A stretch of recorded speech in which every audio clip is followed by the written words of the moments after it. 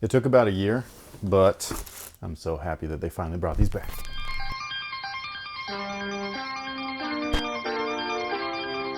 Hey, what's going on everyone? My name's Chris. Welcome back to the official WearTesters.com YouTube channel. Today we got a detailed look and breakdown on these bad boys right here, even though technically they are bad girls, even though they should just be for everyone. But this is the Nike Air Max 1 OG, also known as the Nike Air Max 1 86 OG, also known as the Nike Air Max 1 Big Bubble, you know, because of that guy. Now, just like the previous releases of the Air Max 1 in the Big Bubble form, they do come in the same exact style boxes. This is my third pair of the shoe. I have the originals, which were the white and reds. I also got the Obsidians, which were kind of a USA themed color. And now I have these bad boys right here, and these are just pretty. Now, as far as the model itself goes, this is a 1986 classic. It is the very first Air Max model, but not the first running shoe to feature Air Max cushioning, or I wouldn't say Air Max cushioning because Max Air is large volume, at least typically, but it's not the first model to feature air cushioning as far as the running line goes. That was actually the Air Tailwind. However, you fast forward from the Tailwind's release all the way to 1986, and that's when Tinker Hatfield got this bright idea of exposing the technology within the midsole, hence the Big Bubble, or the window, whatever it is that you want to call it, which is why the box looks the way it does, and why certain panels are clear. It's fucking cool, man. This particular shoe is actually a rendition or version of the Air Max 1 that was discontinued mid-run. It doesn't happen very often, but sometimes change orders do happen in any industry, including footwear. So that was what this shoe is kind of like supposed to be pointing towards. We did do a brief history on this within our white and red colorway of the shoe, or whatever. What the f do we call this? The review?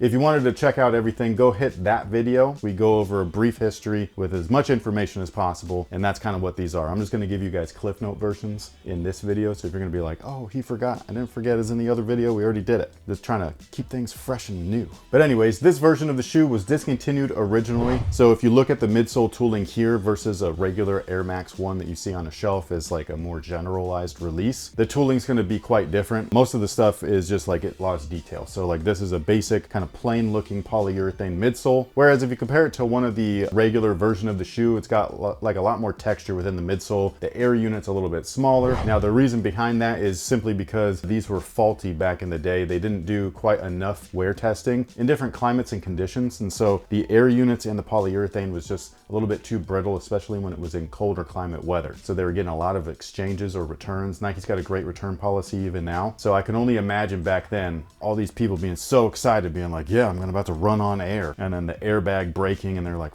this garbage, and they like send it back to Nike. So Nike's got a great return policy for its products like this, and that is the whole gist of the Big Bubble and why this looks slightly different than what you normally see on shelves today as the Air Max 1. However, what they didn't change was the bottom. The outsole is exactly the same. We've got that waffle inspired outsole. Now the tech specs, as far as the cushioning is concerned, we still have a polyurethane midsole. I will say that just after a brief try on, these are not quite as comfortable as that very first white and red colorway. The Obsidians and these are kind of like very much in line comfort wise with one another, where they feel a little firmer. Now obviously we do see the Big Bubble right there, so we've got a giant or large volume Air Max unit in the back. In the forefoot there's supposed to be an encapsulated air sole unit as well. You can see that right here on the screen. Are they actually in here? I'm not cutting my pair in half, so all you guys that like to do that online, feel free. The insole is this thin piece of shit right here. It does look like the outsole, which I think is a nice little touch design wise, but is it comfortable and awesome? No. It's just not. You can take that out, replace it for anything that you want. If you wear orthotics or you just want to put in like a move insole or whatever it is that you want to put in there, feel free. Now the materials are just like the previous versions of the Air Max 1 in the OG or the Big Bubble kind of styling and everything. So this is the part where if you're expecting premium, you shouldn't be. It's supposed to be more of a remastered product of what you got way back in 1986 and 87. If you want the premium stuff, they actually do have premium versions of the Air Max 1. They always are listed as like PRM on the box and stuff like that, or if you're like looking online or on GOAT or wherever. So if you want a premium version, just make sure that you actually buy the premium version. Otherwise, you're going to get something kind of like this. So basically, the blue panels and this gray midfoot panel right here is felt. It's not premium whatsoever. It's just a synthetic material. It's lightweight, it's durable enough, and it contained the foot well enough to take you on your running adventures. Now, my favorite part is actually the toe box and the tongue. You've got that really open mesh, kind of like nylon looking feel to it. This just screams 80s to me, especially 80s runner, and I just really love this. I love the way that it looks. looks. I love the way that it feels. I really love the way that it wears. It doesn't crease too much. It does get a little bit dirty, so you got to be careful for that if you're like a stickler for like keeping your shoes fresh and crispy. But for me, like I just really like just wearing them, and this is just super wearable. It looks good, it feels good, it's breathable.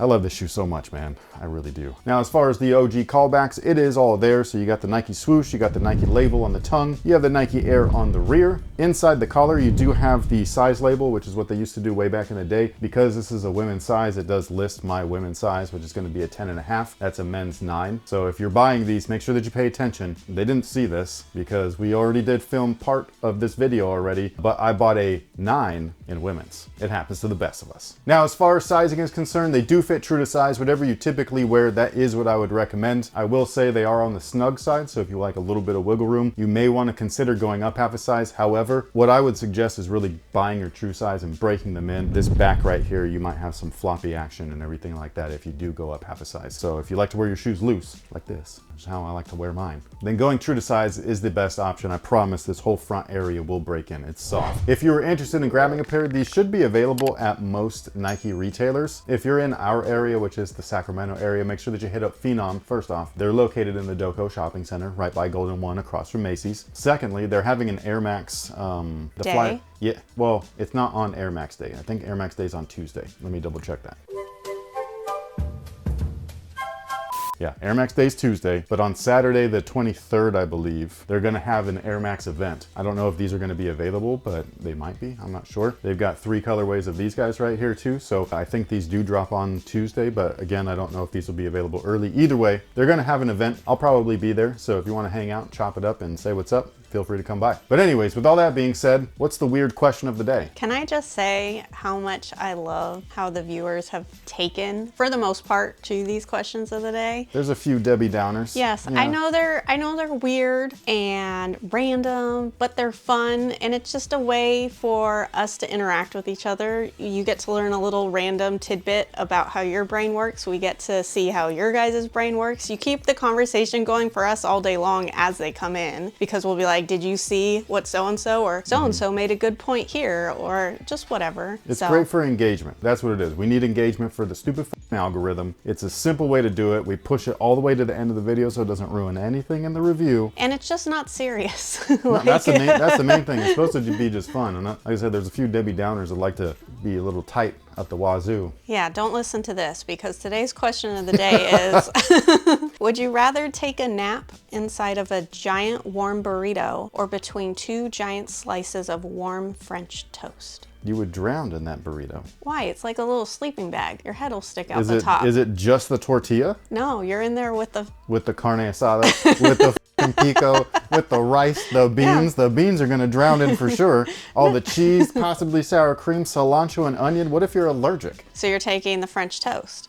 Yeah, I am. You're not allergic to anything that comes into a burrito, so I think this is I'm weird. not allergic. I'm just saying. Plus, you know, I'd just be fat. Okay, I would eat my way out of there. I wouldn't even be able to help it. Mexican food's my jam. Well, I pick French toast for a different reason. Why? Like I said, a burrito is kind of like a sleeping bag, and I sleeping bag. I like to stick my feet out from the covers, so the French doesn't? toast would allow me to kick my foot out, get some fresh air. I always find it funny when you like hang your feet off the edge of the bed and you got those people that are like, what about the monsters under the bed? It's like, they're not real, dude. I know. I still get nervous, but I stick my feet out down there because that's where your foot is, and I like our feet to touch. That's trying to get away. She's like, I'd find you. but anyway, sound off below and let us know your thoughts. Wet burrito. It's not a wet burrito. It's just a burrito. What if it is a wet burrito? That's a thing. You're in there all tucked in, all cozy, and all of a sudden they drizzle the ladle, and you're like, like, you know, like, you feel like you'd be so. And that sound should never have happened. Sound off below. Let us know. Burrito, French toast, Air Max 1 Big Bubble, and Royal, or pass. Thank you guys so much for watching. Thanks for all the support. And with all that being said, we will catch y'all on the next one. Have a good one.